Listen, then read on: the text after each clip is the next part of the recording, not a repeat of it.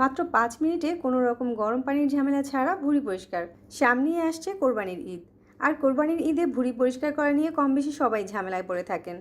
আজকে খুবই সহজে কোনো রকম ঝামেলা ছাড়াই ভুঁড়ি পরিষ্কার করার পদ্ধতিটা শেয়ার করেছি। তো আজকে ভুঁড়ি পরিষ্কার করার জন্য প্রথমেই এখানে আমি 3 কেজির মতো গরুর ভুঁড়ি নিয়েছি। ভুঁড়িগুলো বাজার থেকে কিনে আনার পরে খুব ভালো করে ধুয়ে পরিষ্কার করে নিয়েছি। এর সাথে ছোট ছোট অনেক লাল পোকা থাকে, ওগুলোকে খুব ভালো করে পরিষ্কার করে নিয়েছি। তারপর হচ্ছে ভুঁড়িটাকে আমি এরকম কেটে ছোট ছোট টুকরো করে নিয়েছি। ভুঁড়িটাকে যদি কেটে ছোট ছোট টুকরো করে নেওয়া হয় তাহলে কিন্তু পরিষ্কার করতে খুবই সহজ হয়। তাই ভুঁড়িটাকে একসাথে পরিষ্কার না করে চেষ্টা করবেন এরকম ছোট ছোট টুকরো করে পরিষ্কার করে নিতে। এতে করে কাজটা অনেক সহজ হয়ে যাবে। এরপর হচ্ছে এখানে একটা বড় পাত্রে 3 লিটারের মতো পানি নিয়ে নিয়েছি। আর এই পানির সাথে দিয়ে দিচ্ছি 2 টেবিল চামচ পরিমাণ খাবার চুন। চুনটাকে পানির সাথে খুব ভালো করে মিশিয়ে নিতে হবে। পানির সাথে চুনটা এমন পরিমাণে দিতে হবে যাতে পানিটা এরকম সাদা হয়ে যায়। এরপর হচ্ছে ভুঁড়িগুলোকে এই পানির ভিতরে দিয়ে দিচ্ছি।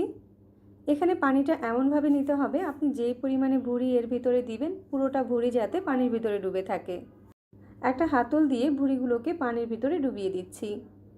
আর এভাবেই এই পানির ভিতরে ভুঁড়িগুলোকে ভিজিয়ে রাখবো 20 মিনিটের মতো। প্রায় 20 মিনিট পরে ফিরে এসেছি।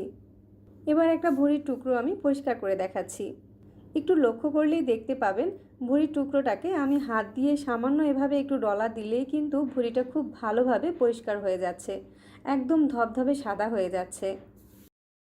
আমাকে খুব বেশি ঝামেলাও করতে হচ্ছে না, হাত দিয়ে হালকাভাবে এভাবে ডলা দিলেই কিন্তু পরিষ্কার হয়ে যাচ্ছে। অনেকেই বলেন চুন দিয়ে ভুঁড়ি পরিষ্কার করলে ভুঁড়ির টেস্ট নষ্ট হয়ে যায়, তবে আমার কাছে সেটা একদমই মনে হয় না। এভাবে করে ভুঁড়ি পরিষ্কার করলে ভুঁড়ির টেস্ট একটুও নষ্ট হয় না। আর এই পদ্ধতিতে ভুঁড়ি পরিষ্কার করলে কিন্তু গরম পানির কোনো ঝামেলাও করতে হয় না। ভুঁড়ির এই অংশটা পরিষ্কার করতে কিন্তু সবথেকে বেশি ঝামেলা হয়। আমি এরকম একটা টুকরো পরিষ্কার করে দেখাচ্ছি। দেখুন ছুরি দিয়ে হালকা হাতে একটু ডলা দিলেই কিন্তু ভুঁড়িটা খুব সহজে ধবধবে সাদা হয়ে যাচ্ছে।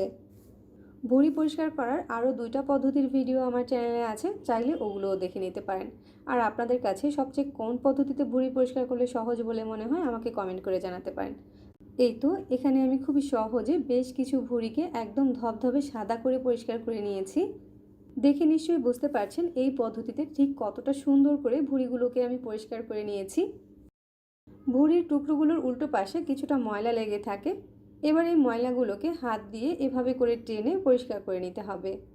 ভুঁড়িগুলোকে চাইলে এখন ছোট ছোট টুকরো করে কেটে ডিপ ফ্রিজে সংরক্ষণ করতে পারেন, তবে আমি এই ভুঁড়িগুলোকে হালকা একটু হলুদ দিয়ে সিদ্ধ করে তারপর সংরক্ষণ করব। এখানে একটা পাত্রে বেশ কিছুটা পানির সাথে 1 চামচ হলুদ দিয়ে দিচ্ছি। পানিটা হালকা একটু গরম হয়ে গেলে ভুঁড়ির টুকরোগুলোকে দিয়ে দিচ্ছি। পানিতে একটা বলক চলে আসলেই হবে, তারপর ভুঁড়িগুলোকে পানি ছেঁকে উঠিয়ে নিতে হবে। ভুঁড়িগুলোকে ঠান্ডা করে তারপর হচ্ছে এরকম ছোট ছোট টুকরো করে কেটে নিচ্ছি। এবার আমি এই ভুঁড়ির টুকরোগুলোকে ডিপ ফ্রিজে বেশ কিছু দিনের জন্য সংরক্ষণ করে রেখে দিব। আশা করছি আজকে সহজভাবে দেখানো ভুঁড়ি পরিষ্কার করার পদ্ধতিটা সবার কাছে ভালো লেগেছে। আর আপনাদের কাছে কোন পদ্ধতিতে ভুঁড়ি পরিষ্কার করাটা সবথেকে সহজ বলে মনে হয় আমাকে কমেন্ট করে জানাবেন। সহজ রেসিপি পেতে পেজ ফলো করতে পারেন আর চ্যানেল সাবস্ক্রাইব করতে পারেন। সবাই অনেক বেশি ভালো থাকবেন। আল্লাহ হাফেজ।